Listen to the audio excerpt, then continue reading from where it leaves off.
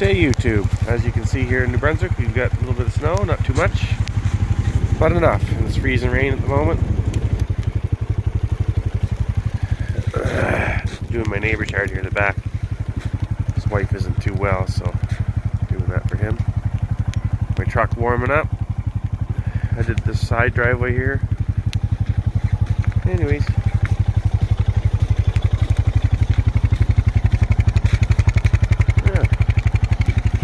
I'll plow a couple strips with you.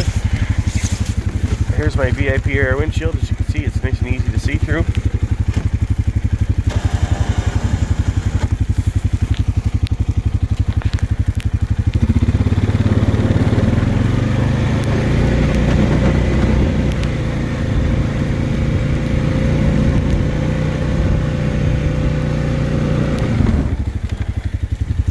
Had to move my winch thing down. It's down here now, so.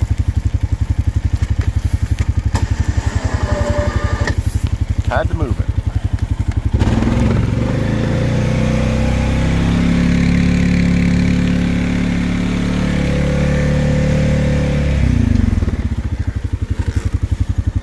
It's not the easiest plowing one-handed, but anyways.